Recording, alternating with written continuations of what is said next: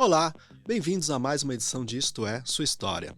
Meu nome é Sérgio Ciscaro e estamos hoje aqui com Rodrigo Natal, fundador da Dom Juan Charutos e Presentes. Rodrigo, seja bem-vindo. Obrigado, Sérgio.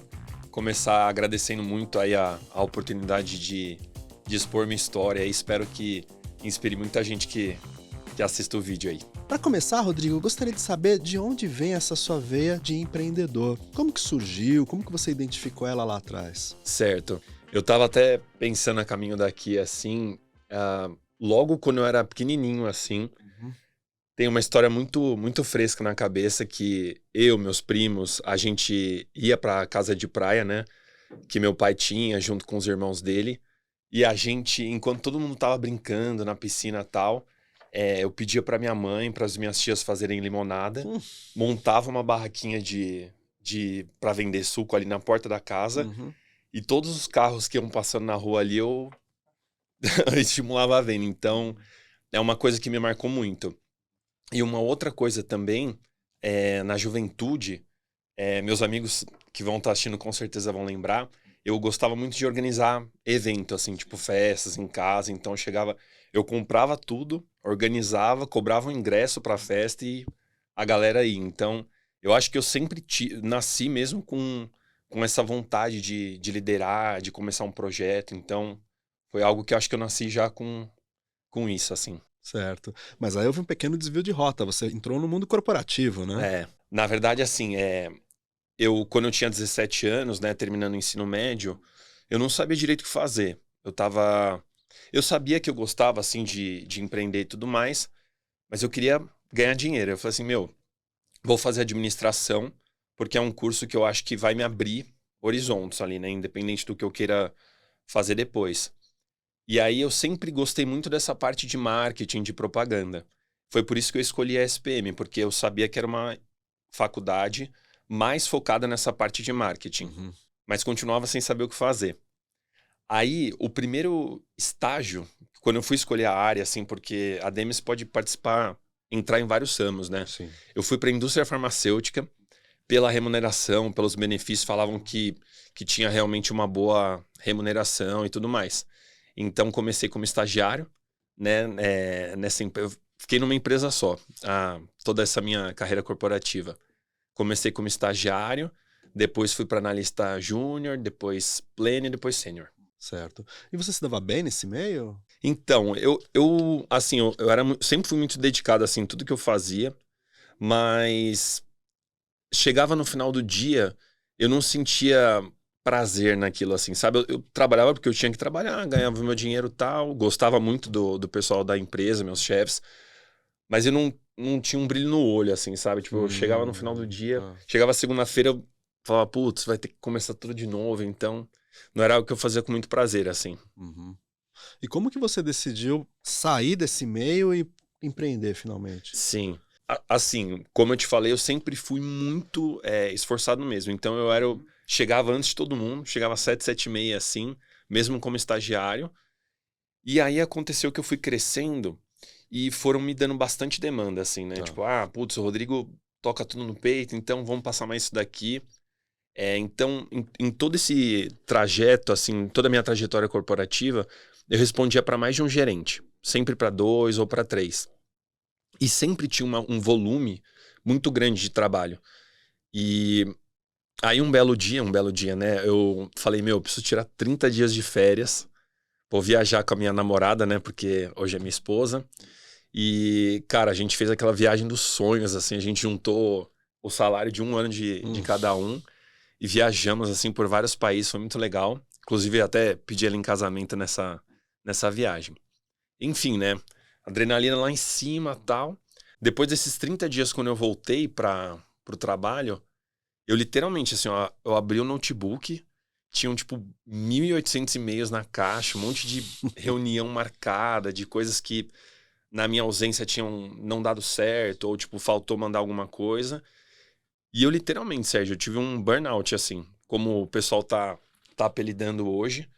É, eu literalmente não conseguia fazer nada, assim, era tanta coisa que eu não sabia nem por onde começar. Eu falei, meu, e depois daquele dia, Aquela semana eu fiquei muito mal. Tipo, eu realmente, dormia super pouco, assim, comecei a sentir sintomas que eu nunca achei que eu pudesse sentir na vida. É, aí chamei meus chefes, né? Falei, olha, eu tô muito mal, assim, eu não sei nem por onde começar, eu não tenho mais vontade de ficar aqui.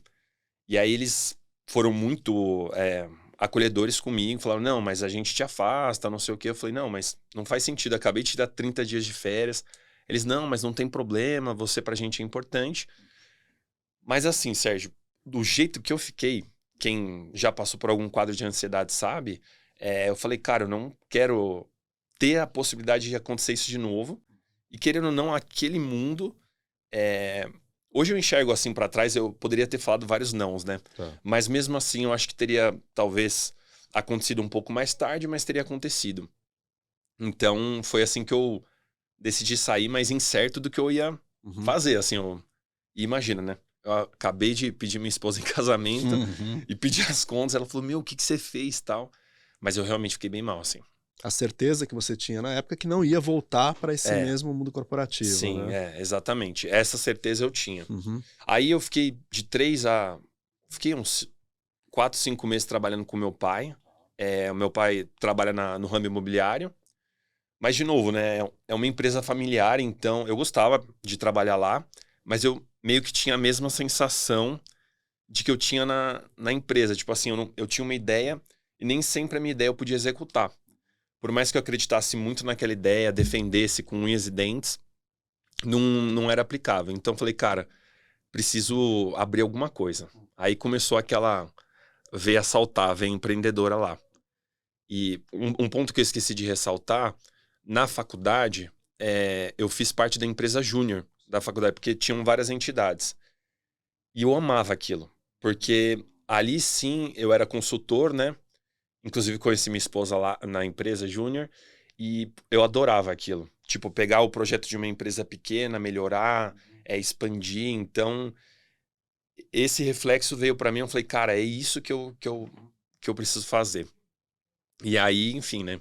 Comecei a pensar em várias coisas que eu pudesse abrir ali no Tatuapé, na Zona Leste, que era onde eu morava até então. E eu sempre fui apaixonado por nichos, assim. Uhum. Tipo, sabe, eu não queria abrir um restaurante ou abrir uma, Sim. sei lá, uma padaria. Eu queria uma coisa, assim, bem direcionada, né? Bem específica.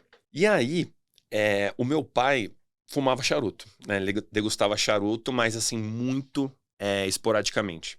Era, assim, uma vez a cada 3, 4 meses. Quando a gente ia num restaurante de carne que tem lá no Tatuapé, tinha um local que vendia charuto na frente, ele comprava, ia pra casa e fumava charuto. E eu sempre ficava admirando, né? Eu achava o máximo ali, meu pai com charutão e tal. É... E aí fiquei olhando, aí me deu um estalo. Falei, puta, cara, ele não compra charuto aqui no Tatuapé, né? Aí falei, pai, onde você compra seu charuto? Ele falou assim, eu compro em Moema, né? Tabacaria X. Aí eu falei, mas por quê? Tem um quiosque lá no Shopping Anália Franco, que é um shopping super perto ali de onde a gente morava. E ele falou, não, mas lá é caro porque tá no shopping, não tem tanta variedade, o acondicionamento também não é bacana. E aí eu falei, puta, meu. E eu tava nesse radar, né? Eu tava no meu modo radar ligado pra saber o que poderia faltar ali no bairro. Aí eu lembrei de um amigo meu da escola, puta, da quinta série, Hum. que o pai dele fumava muito charuto. Eu lembro que eu ia na casa dele, era aquele cheiro de charuto nas coisas. Hum. E eu falei, pô, vou chamar ele nas redes sociais, né?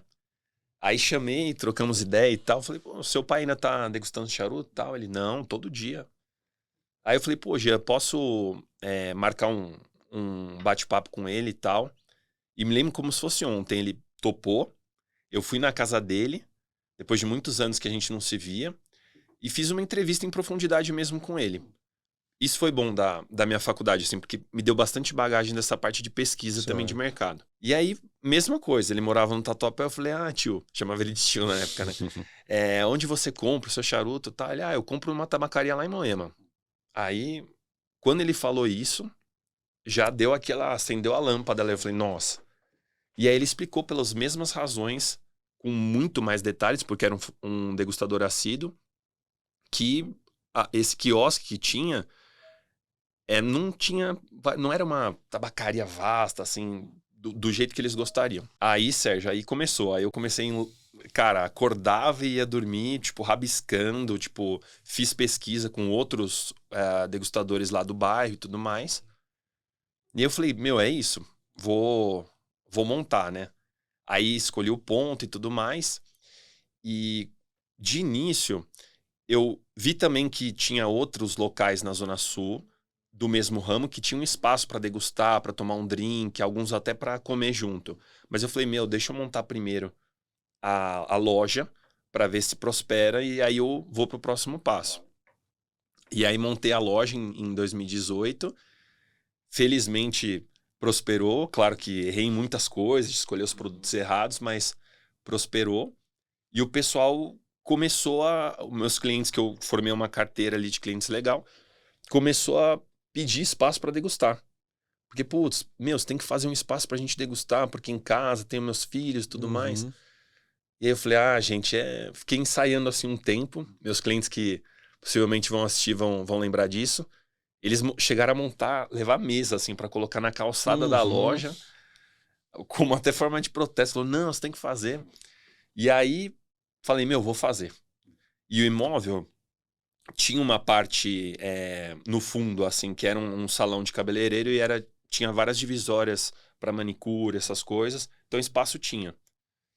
Aí eu demoli tudo, né? Deixei um salão plano, assim, aberto.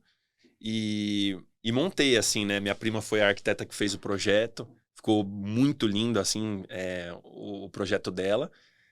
E aí, eu inaugurei esse lounge em dezembro. Não me lembro qual foi o ano agora da pré-pandemia. E 2 meses depois veio a pandemia. Então você imagina, né? Tinha acabado de investir todo o dinheiro que eu tinha ali, todos os recursos, e tive que fechar. Porque, né, ficou todo mundo em casa, lockdown e tudo mais. E aí ficou aquilo vazio, escuro, e eu entregando as mercadorias de carro no começo e tal. Falei, putz, o que eu fiz, né? Mas isso aqui não vai ter fim e tal. A sorte é que a loja, a parte da frente, estava segurando para eu conseguir me sustentar e tudo mais. E aí, felizmente, passou, né, a pandemia. E quando veio, foi um desafio muito grande para mim. Eu acho que foi o maior medo que eu passei até hoje, porque uma pandemia respiratória, querendo ou não, um produto que eu trabalho é um produto que, assim como muitos outros, doce, refrigerantes, bebidas alcoólicas, é nocivo. Sim. Então eu imaginei que todo mundo ia parar. Só que o que aconteceu foi justamente o contrário, né? O pessoal, por ficar muito tempo mais em casa, começou a se sentir ansioso ou simplesmente tinha mais tempo para provar novas coisas que você pudesse fazer em casa. Certo. E degustar um charuto é uma delas. É um ato ali de reflexão e tudo mais. Então aumentou muito as vendas durante a pandemia e pós-pandemia. E aí quando o lounge voltou, começou a reabrir tudo, graças a Deus também foi um sucesso, assim. E é essa história, assim, da Dom Juan no Tatuapé, assim, basicamente. E como que foi o processo inicial de construção do negócio? Porque a comercialização de charutos é uma atividade muito complexa, né? Você Sim, tem um acondicionamento correto, você tem que isso. conhecer as marcas. Como que foi? Com as suas pesquisas iniciais, você já tinha uma noção do que fazer ou foi aprendendo no meio do caminho? É uma boa pergunta, assim. Realmente é muito complexo e muito limitado. Tanto é que você não vê, por exemplo, em rede social, algo patrocinado do tipo, Sim. não vê um banner, uma propaganda na TV. Há muito tempo atrás, tinha bastante propaganda de cigarro, né? Tanto na televisão, quanto, né, carros de corrida e tudo mais. Então, para mim, sim, foi desafiador, porque minha única fonte de divulgação era o boca a boca. Sim. Era o cliente ir até a loja, ter uma experiência legal, o produto tá acondicionado, atendimento ser bom, preço legal. Então, foi trabalho de formiguinha, assim. É claro, né? Eu fazia ações ali, ia criando grupos, mailing e tudo mais, e contava que um indicando para o outro. Mas foi bem difícil. Porque hoje, acho que 80, 90% dos negócios você consegue. Pela internet, você investe um recurso ali e consegue ter um retorno bom. No nosso ramo, não. Nosso ramo é meramente ali, dependendo de pessoas, divulgarem teu comércio, né? Então foi desafiador, sim. Imagino também que a própria parte administrativa, burocrática, também tenha sido complicada no começo, Sem né? dúvida, assim, também nessa parte, eu pesquisei bastante para fazer tudo dentro da lei, né? Porque para você fazer hoje um local parcialmente fechado ou fechado para que haja o consumo de tabaco, você tem três exceções, né, na lei que você não pode fumar em um ambiente fechado. Uma são igrejas ou locais de culto religioso, penitenciárias e tabacarias, desde que você deixe bem claro na porta que lá é um local para consumo do tabaco. Tá. Então, se você for em qualquer uma das lojas, tem um aviso lá com um artigo, com a lei tudo certinho. Tem toda a questão da exaustão correta, tem que ser uma exaustão num nível X para ficar um ambiente, enfim, né, que a fumaça consiga fluir. Então, tudo isso foi pesquisando mesmo, assim, conversando até com amigos, que hoje são meus amigos, donos de outras charutarias em São Paulo. Eu imagino que um outro desafio seja até o preconceito que existe, que as pessoas colocam o Sim. charuto na mesma categoria de cigarros, É. enfim. Como que você lidou com isso? Essa é uma pergunta bem legal também, porque assim, o charuto, eu acredito que tenha menos preconceito do que cigarro, narguilé, os cigarros eletrônicos que agora estão bem em alta, né? Mas o que eu sempre defendo é, o charuto, começo de conversa, o charuto ele não vicia, né? Você tem vontade de degustar um charuto, mas você não é que, ai, nossa, se eu não degustar um charuto Sim. hoje eu não vou conseguir dormir, não, de forma alguma.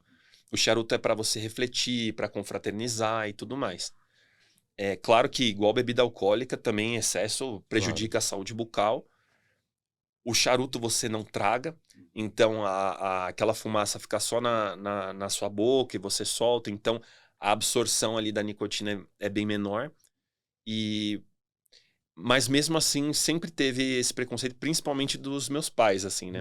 Quando eu falei que abri uma tabacaria, eles falaram, nossa, não, imagina que você vai trabalhar com isso e tal. E aí eu falei, não, mas eu vejo de forma diferente, eu vejo o charuto como uma coisa como um hobby, assim, e não como um vício, entendeu? Mas eles não gostaram, assim, eu tive que ir pra cima mesmo, falar, não, mas eu acredito, eu acho que vai dar certo Mas o preconceito foi uma coisa que até hoje enfrento também, assim, né? Às vezes eu tô num curso, alguma coisa, aí na hora de se apresentar eu falo charuto, aí eu percebo que as pessoas ficam meio assim. Mas é isso, assim, são dificuldades que a gente tem que entender, né, também o lado das pessoas e seguir pra frente, assim. Agora há pouco você falou em curso, imagino que você tenha feito algum tipo de especialização também para conhecer Sim. melhor o produto. Quando eu percebi, Sérgio, porque é Dom Juan Charutos Presentes, né, o nome que eu dei, porque não sabia o que ia vender mais. Quando eu percebi que notoriamente charuto era o que mais estava saindo, eu procurei um curso bem robusto. Eu falei, cara, já que eu vou fazer, eu quero fazer o curso mais profundo que existe. E hoje é um curso feito por uma associação internacional e ela faz anualmente em cada país. Então, no Brasil tem uma vez por ano esse curso, que não é barato, né? Mas valeu todo o investimento, assim, um aprendizado e aprendizado não só na teoria, mas prático também. Então a gente fazia análise sensorial, harmonizações com diferentes tipos de bebidas, não alcoólicas e alcoólicas. E da parte de charuto foi isso, mas eu sempre falo, para mim a melhor escola desse segmento foram os próprios clientes. Eu sempre fiquei muito nas lojas. Então, principalmente no começo, assim, eu abria e fechava, então, e pegava aquele feedback dos clientes. Tipo, você gostou desse produto? Eu falei, putz, achei ele mais picante ou mais amargo. Então, a maior escola para mim foi a própria Dom Juan mesmo. E quem são os clientes? Qual a idade deles? É muito diverso, assim. O que é bem nítido, assim, para todas as pessoas é que majoritariamente é um público masculino. Tá. Também pela questão do preconceito, porque eu acho que muitas mulheres têm vontade de começar a degustar charuto, mas tem esse preconceito de, mas é uma coisa masculina, não sei o quê, e não é nada disso, né? Tanto é que vinho, por exemplo. Vinho, homens e mulheres tomam vinho, degustam, gostam de um vinho mais seco, mais amargo, charuto é a mesma coisa. Então eu acho que muito por conta dos filmes, da indústria, o charuto ficou uma coisa de um cara mafioso, poderoso, empresário, e não é nada disso, assim, né? Mas respondendo a sua pergunta, 90%, 95% público masculino e a idade ali entre 35 e 50 anos. Essa é a maior parte do meu público, assim. Certo. E você comercializa marcas importadas, nacionais? Sim. Hoje na loja, um dos diferenciais que eu tentei sempre ter na Dom Juan foi a questão da variedade. Uhum. Então, antes, quando eu montei a loja, tinha só um umidor. A gente chama de umidor aquele armário que acondiciona os produtos. E hoje eu tô com 3 em cada loja. Perdão, 3 na loja de Tatuapé e 2 na loja de Santana. Então, hoje a gente conta com produtos nacionais. Sim, o Brasil produz bons charutos e cada vez vem melhorando mais. Charutos da Nicarágua, República Dominicana e os famosos charutos cubanos. Sim. Que, sim, particularmente ainda acho que são os melhores por uma questão de terroir. E tem essa fama toda, né? Que todo mundo, charuto cubano, feito nas cores. Então, de novo, né? É tudo marketing ali que foi passando de geração em geração. Sim. E quem não conhece muito tem essa ideia, assim. Uhum. Você falou de 2 lojas, Tatuapé e Santana, né? Isso. Tem outras que em planejamento? Como que Ah, é? sim. A loja de Santana, na verdade, foi o seguinte. Foi engraçado que eu casei, né? Quando eu te falei que eu abri a loja, depois abri o lounge, aí eu casei. E minha esposa e toda a família dela são da Zona Norte. Uhum. Bem do norte da Zona Norte, ali, Tremembé. E aí a gente falou, puxa, vamos escolher um lugar pra morar que seja no meio dos meus pais e dos seus pais. E a gente escolheu Santana. E aí, Sérgio, depois da pandemia, que todo mundo pedia pra entregar, começou que eu tava atendendo vários clientes de Santana, que era onde eu morava. Então era bizarro, né? Eu ia pro Sim. Tatuapé, comprava e trazia pra clientes que moravam perto de mim. Aí, de novo, a formiguinha, a lâmpada veio aqui, falou, meu, eu preciso montar uma loja aqui. E aí fiz a mesma coisa, montei uma loja pequena primeiro, graças a Deus também deu certo. E aí eu mudei pro imóvel maior, com 2 pisos, né, na mesma rua. E aí fiz a loja embaixo, maior, e o lounge também para degustação, eventos e tudo mais. Uhum. Tem um coworking bem legal também na unidade Santana, na parte de cima. Então, hoje, lojas físicas, a gente tem a unidade leste e a unidade norte. Uhum. Mas esse ano vieram mais alguns projetos legais aí, Uhum. mas de outra forma, né? Uhum. Certo. Você falou agora há pouco eventos. Sim. Empresas se interessam em fazer eventos ou com uma tabacaria, por exemplo? Olha, a gente costuma fazer evento assim a cada 3, 4 semanas, mais ou menos. O que as empresas fazem são happy hour. Tá. Então, por exemplo, putz, terminar uma reunião X, vamos lá pro lounge da Dom Juan para confraternizar. Ou muitas pessoas querem fazer uma reunião. Ah, preciso fazer uma reunião às 4 horas e tal. A gente, nos 2 espaços, nas 2 unidades, a gente tem uma sala VIP, que a gente chama, né? Uhum. Que você consegue alocar, tem um custo por hora ali, e aí você fecha e vocês ficam degustando charuto ou não, bebendo ou não, o espaço fica só para vocês, assim. Então, tem essa demanda. E os eventos que a gente faz para os nossos clientes são sempre de degustações, harmonizações, ou algo que seja relacionado com esse mundo, assim, com essa atmosfera. E você sente que o público está aos poucos aumentando ou se sofisticando? Olha, eu acho que assim, aumentando sim. A gente vê até, eu acompanho bastante assim, pesquisas feitas a nível mundial que o consumo do charuto tem aumentado. Uhum. Por conta, acho também, de filmes, séries e tudo Sim. mais. A própria rede social, que hoje você consegue, você posta uma foto degustando um charuto ou tomando um whisky X ou Y, tal pessoa vê e fala, putz, eu também quero provar. Uhum. Então acho que o mundo hoje acho não, né? O mundo hoje é muito mais influenciável do que antes. Mas eu acredito que o perfil continua o mesmo. Que Uhum. é esse perfil que eu te falei, masculino, uma pessoa entre 35 e 50 anos, assim. Você imagina que talvez no charuto possa acontecer o mesmo que aconteceu no vinho anos atrás, que as pessoas começaram a buscar mais conhecimento, entender melhor e aos poucos consumir mais? Sem dúvida, eu acho que sim, e isso já está acontecendo. Só que a gente tem barreiras no nosso segmento que, como eu te falei, tem redes sociais que limitam esse tipo Uhum. de divulgação. Claro que assim, você como consumidor, você tem toda a liberdade de dar a sua opinião do Sim. charuto X ou charuto Y, mas ainda assim há uma certa restrição. Mas hoje, sem dúvida, tanto que assim, eu vejo que esse crescimento do consumo de charuto é muito porque o pessoal hoje faz da maneira correta. Tá. Porque quais são os principais vilões de um dono de charutaria no Brasil e no mundo? a falsificação, porque hoje é muito alta a porcentagem de charutos vendidos que são falsificados e a pessoa não sabe, Sérgio, que tá consumindo, né?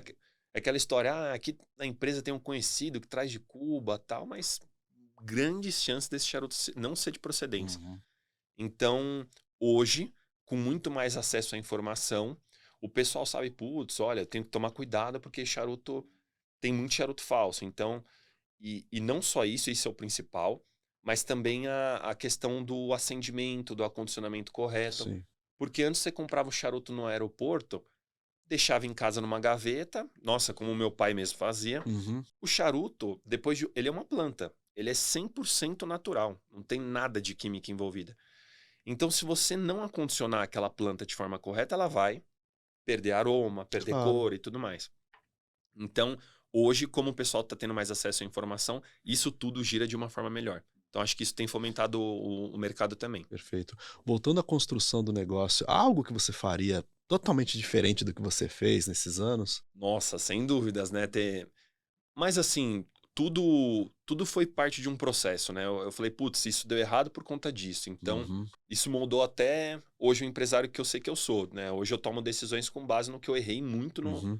no passado. Mas assim, sou apaixonado pelo que eu faço, por esse ramo. É, faria diferente no que diz respeito, assim, talvez na gestão de pessoas, teria contratado uma pessoa X em vez de Uhum. Y, o sorte de produtos, então com certeza não teria colocado alguns produtos que não venderiam, por exemplo, a parte de presente, mas assim, Certo. foi parte como eu te disse, foi parte da trajetória mesmo, só testando, só eu colocando aqueles produtos para saber que eles não iam vender no Tatuapé, porque pode ser Uhum. que em outra loja, outra charutaria na Zona Sul venda. Então foi tudo nesse sentido, assim, mas não me arrependo de nada, não. Foi Uhum. tudo. Mesmo que eu errei, foi valioso para mim. Aliás, você falou de funcionários. Quantos que você emprega hoje? Hoje são 9 funcionários Uhum. que trabalham direto comigo, fora os indiretos, porque quando a gente faz evento, a gente sempre contrata pessoas também para Sim. ajudar e tudo mais. Final do ano também tem essa demanda muito maior, então a gente tem que contratar mais gente. Mas quando eu comecei era só eu e mais uma pessoa. Aliás, falou em final de ano, estamos chegando perto do Natal. Ah, Eu sim. imagino que charuto seja um item de presente, assim. Sem dúvida. É a época mais movimentada pra gente, porque assim, o consumidor de charuto, ele compra mais por ser um mês festivo e por ter o 13º e tudo mais, ele acaba se presenteando com mais charutos ou um charuto mais especial. E muitas vezes quem tá sem ideia de dar, putz, não sei o que dá no amigo secreto e tudo mais, acaba vendo a loja ou tendo esse estalo. Então, é muito bom, é bem gostoso de trabalhar, é muito movimento, assim. O que a gente pode esperar para o futuro? Então, hoje, além das 2 lojas, eu também sou sócio de uma franquia com os amigos de um restaurante. É, o meu plano para expandir, o pessoal fala muito para montar a Dom Juan em Campinas, montar a Dom Juan na Zona Sul. Eu já tô, coincidentemente, essa semana que a gente está gravando aqui, inaugurou uma unidade, a primeiro Dom Juan Point, assim, digamos, né? Eu ainda vou ajustar esse nome, num restaurante aqui da Zona Sul, na Vila Olímpia. É um restaurante italiano, bem familiar, e a gente conta com o midor da Dom Juan lá. Tem um Certo. cardápio, anexo ao cardápio do restaurante, com sugestões de harmonização. Eles têm um espaço externo para consumo também lá. Então essa é a minha ideia de expansão de loja. Mas o que eu mais acredito é a parte de experiência, porque de cursos que eu venho fazendo e também toda vez que eu fazia uma experiência externa, Sérgio, a Dom Juan, a gente fez lançamento de carros, no próprio autódromo de Interlagos, a gente sempre participa com experiência, Tá. cortando, ensinando o pessoal a acender. Eventos corporativos a gente já fez, eventos imobiliários. Então, eu acredito muito nisso para a expansão, não só para Dom Juan, Uhum. mas desse segmento, assim, sabe? E tentar, de alguma forma, inovar, assim, porque Uhum. nunca teve isso. Então é um outro braço que eu vou investir todas as minhas fichas no ano que vem, que é o Dom Juan Experience, que é levar Hum. essa experiência para festas, para enfim, aí é um leque muito grande, assim, né? Bacana. Então, mundo corporativo, nunca mais. Nunca mais é muito forte, mas muito difícil eu voltar, assim. Mas eu tenho um carinho gigante, aprendi muito, muito mesmo. Eu acho isso é muito importante falar, para quem tá assistindo, às vezes fala, putz, o que eu tô fazendo aqui? Meu, faz tudo com carinho, com dedicação e absorva conhecimento, porque um dia você vai usar não só empreendendo, como na empresa também. Então, muita bagagem eu colhi lá, entendeu? Então, sou muito grato também ao mundo corporativo. Certo. E como que as pessoas podem entrar em contato com os produtos que você comercializa na Dom Juan? Ah, legal. Hoje a gente tem um site, né, Uhum. institucional que vai te direcionar para a unidade mais próxima. Como eu disse, hoje as principais são a unidade Tatuapé e a unidade Santana. Na Vila Olímpia a gente está com esse Dom Juan Point, ou a gente entrega também pelo WhatsApp. Uhum. Então é só pedir, a gente manda o catálogo para a pessoa poder escolher e tudo mais, e é enviado via entregador. Ótimo, então. Rodrigo, eu gostaria de te agradecer pela conversa de hoje. Imagina, Sérgio, eu que agradeço. Fico muito honrado aí em estar numa plataforma tão grande. E agradecer isso. Espero que o pessoal veja com carinho, assim, e principalmente que inspire pessoas que estão em cima do muro, que Uhum. falam, nossa, mas ele tinha uma outra opção. Não, não tinha. Eu saí primeiro e depois enxerguei. Então, tomara que eu mude a vida de alguém aí. Com certeza. Obrigado. Obrigado, eu. E obrigado a vocês que nos acompanharam até agora.